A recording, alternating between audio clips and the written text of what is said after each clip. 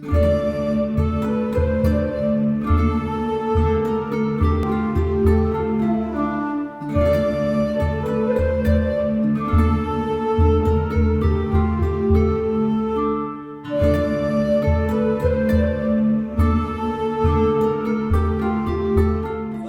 need to realize is that there are two completely different issues and we should not mix them up.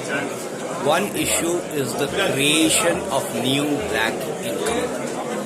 The creation of new black income is an increment. There are plenty of measures this government has taken. There are plenty of measures this government will continue to take to prevent the creation of new black income. That is a separate issue, and I am flagging that because a lot of people have been saying that look, how is this going to prevent the creation of new black income?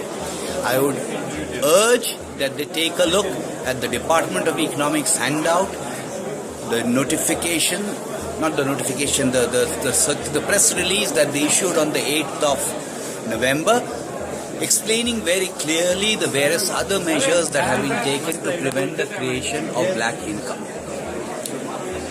This particular measure is not that. This particular measure is meant to address the stock of black income, or rather one should say the stock of black wealth.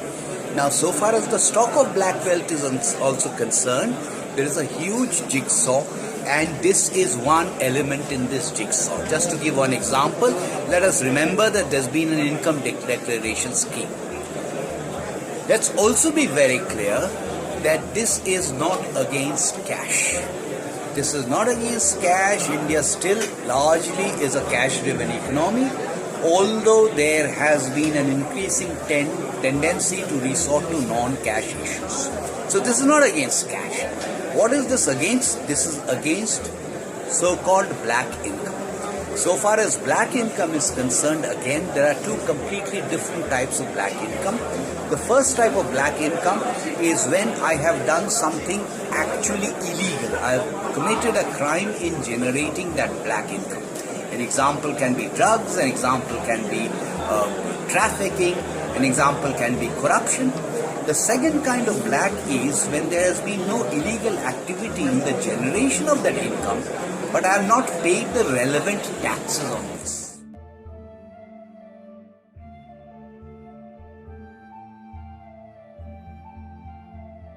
There is some amount of inconvenience to people, and that inconvenience was inevitable because you needed to maintain the secrecy. It is not very difficult to maintain secrecy so far as printing of notes is concerned, but the moment you begin to deliver those notes to bank branches, then it is impossible to retain the secrecy. And much of the inconvenience that people are facing, citizens are facing, is not so much because of banks and bank branches, but because of the ATMs. So there are people who can now legitimately surrender their cash because it is legitimately earned, and I think all of them as responsible citizens, unless they are in a hurry, they should realize they've got till the 30th of December to do so. Temporarily, the people who should be going to the banks are really people who need the cash in a hurry. I talked about 15 to 20%. Some part of this will clearly be black, and therefore this part will never come back into the system. It will be completely destroyed and wiped out, which is the way it should be. The rest of it is probably going to be surrendered after paying the relevant tax, after paying the relevant penalty.